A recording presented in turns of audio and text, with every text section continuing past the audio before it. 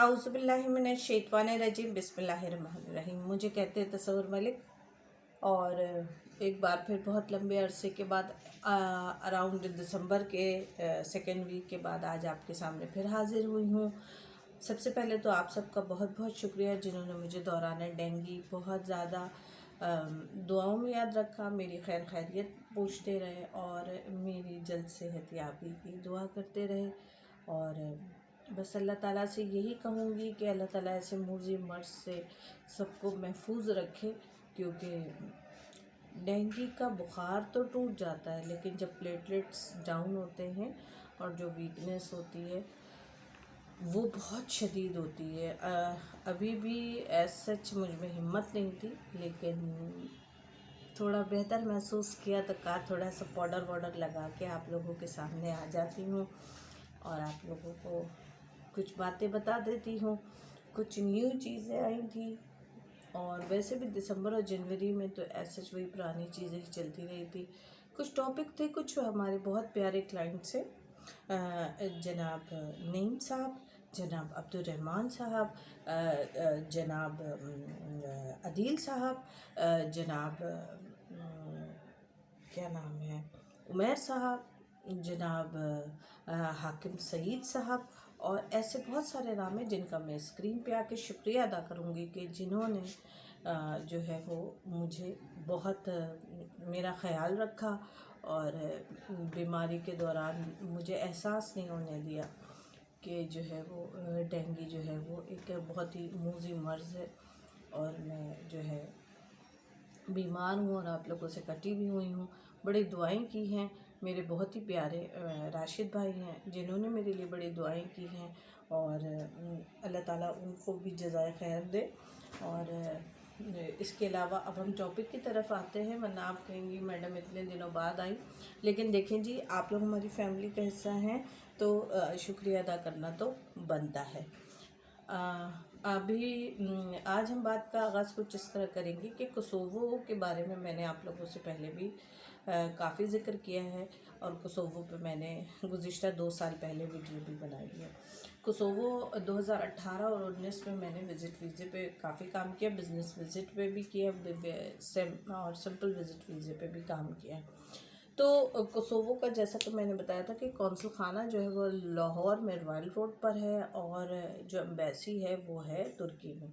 तो जो लोग जाना चाहते हैं कोसोवो वो जो है तुर्की का वीज़ा लेते हैं और फिर उसके बिहाफ पे उन्हें यहाँ से एक इमिग्रेशन पेपर इशू करती है और वीज़ा उनका कोसोवो वहाँ जाके तुर्की एम्बेसी में जाके स्टैम्प होता है। तुर्की पहुँच के वहाँ मौजूद इस्तांबुल में कोसोवो के एम्बेसी पे स्टैम्प होता है। ऐसे ही बताया था मैंने आपको, लेकिन अब हम काम कर रहे हैं खैर व आफियत से कोसोवो के वर्क परमिट विद जॉब पे। वर्क परमिट विद जॉब है, कुछ ख़ास किस्म की कैटेगरीज़ आई हैं, वेल्डर्स हैं, इंजीनियर हैं, और अभी जो मखसूस हमारे पास इलेक्ट्रीशियन वगैरह हैं, हेल्पर हैं, उनकी जो एक ख़ास कैटेगरी आई है उन्हीं पर हम काम कर रहे हैं। और अल्हम्दुलिल्लाह आप लोगों को वीडियो बना के बताने का मकसद ये है कि हम कोसोवो को इंट्रोड्यूस कराना चाहते हैं। हम कोसोवो को क्यों इंट्रोड्यूस कराना चाहते हैं, उसकी बड़ी वजह ये है कि कोसोवो में जो है वो आपको एक तो कागजात जल्दी बन जाते हैं, टीआरसी पीआर का मसला जल्दी हल हो जाता है और यूरोप के दूसरे निस्बतन मुल्कों के मुकाबले में। दूसरी चीज़ ये, बाकी जो लोग वहाँ पहुँच के नहीं रहना चाहते और आगे जाना चाहते हैं वो इट्स अप टू देम कि वो आगे क्या करेंगे, लेकिन हम यहाँ से बाकायदा जो है वो मेहनत करके और अपनी ज़िंदगी को जान जोखों में डाल के कुछ लोग अच्छे होते हैं तो उनकी बातें भी सुनते हैं, कुछ लोग जो ख़ुद दिमागी तौर पे बीमार और मरीज़ होते हैं या उन्होंने पास्ट में ख़ुद लोगों के पैसे वैसे खाए हुए होते हैं तो वो सामने वाले को भी ऐसे ही समझते हैं कि उसने भी पैसे खा लिए हैं और वो जो है पैसे दबा के बैठ गया है। तो इन सब बातों को बर्दाश्त करते हुए हम जो है आपके लिए इस पे काम कर रहे हैं। कोसोवो के लिए आप लोग मेरे दोनों नंबर हर जगह पे चले हुए हैं, हर जगह मौजूद हैं, मैसेज करके पूछ सकते हैं। कोसोवो का तरीक़ेकार ये होगा कि पहले आपके स्कैन डॉक्यूमेंट्स आएंगे, उसके बाद 35 से 45 से आप 50 डेज़ का बल्कि 60 डेज़ का मार्जिन रखिए, ठीक है। आपका वर्क परमिट आएगा। वर्क परमिट आने के बाद हमारा नुमाइंदा आपकी फ़ाइल रेडी करवाएगा और आपको गिवन टाइम पे लाहौर कौंसल खाने में अपेयर होना होगा। एक चीज़ याद रखिएगा कि कौंसल खाना पासपोर्ट रिसीव करने के बाद आपसे चंद सवाल पूछेगा, जो हमारा जाने वाला नुमाइंदा आपको इन सवालों की तरतीब बता देगा। वो कोई इंटरव्यू नहीं होता, सही है। वो जस्ट आस्किंग कि आप कहाँ जा रहे हैं, किस काम के लिए जा रहे हैं, कौन सी कंपनी में जा रहे हैं, this and this and this. उसके बाद वहाँ से कोई रसीद आपको रिसीव नहीं होगी वहाँ के कौंसल खाने से, लेकिन वो जो है आपका कागज़ रख लेंगे, यानी आपके ओरिजिनल पासपोर्ट को रख लेंगे। अब उसके बाद वो आपको कॉल पर रब्ता करेंगे। अब वो 10 दिन में बुला लें, आपको 20 दिन में बुला लें या 3 हफ्ते में बुलाएं। उसके बाद आपकी कहीं से भी जो वीज़ा इशू होकर आएगा, वीज़े के ऊपर अल्बानिया के कैपिटल तराना का नाम लिखा होगा या तुर्की के कैपिटल इस्तांबुल का तुर्की के शहर इस्तांबुल या अंकारा का नाम लिखा हुआ होगा, ठीक है। लेकिन वो जिस तरह कनाडा के वीज़े पे इशुएंस प्लेस अबू धाबी लिखा हुआ होता है, लेकिन आप पाकिस्तान से ट्रैवल कर सकते हैं।